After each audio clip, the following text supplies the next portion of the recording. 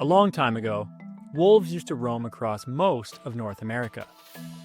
They lived in forests, grasslands, mountains, and even along the edges of towns.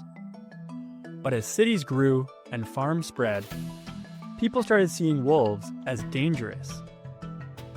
They feared attacks on farm animals like sheep and cattle. So they set traps, hunted them, and pushed wolves out of their natural homes. In many places, wolves were completely wiped out. Their howls disappeared from entire regions. But now, something interesting is happening. Some scientists, park rangers, and communities are trying to bring them back. One of the most famous stories about wolf reintroduction comes from Yellowstone National Park in the United States. In 1995, after almost 70 years without wolves, a group of gray wolves was carefully released back into the park. At first, not everyone was happy about it. Some ranchers worried about wolves attacking livestock. Hikers were nervous about safety. But then, something surprising happened. Bringing back the wolves didn't just change the wolf population, it changed everything. Here's how it works. Wolves are predators, which means they hunt other animals to survive.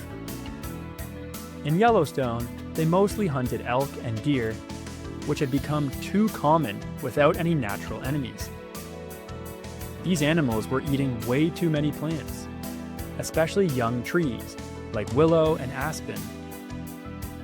With too much grazing, parts of the forest stopped growing properly.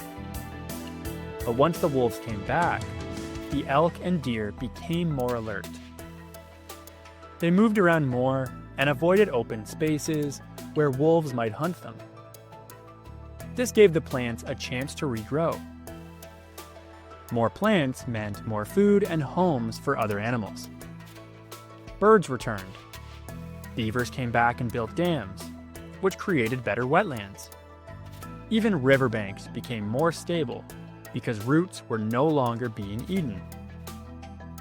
The wolves triggered a trophic cascade, a chain reaction that started with one change at the top of the food chain and ended up helping the whole ecosystem.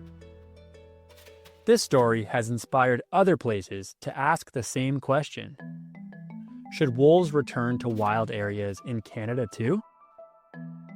Some people say yes. They believe wolves help bring nature back into balance.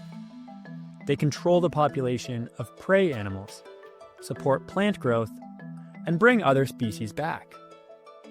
They argue that wolves are part of healthy ecosystems and deserve a place in the wild. But others say no.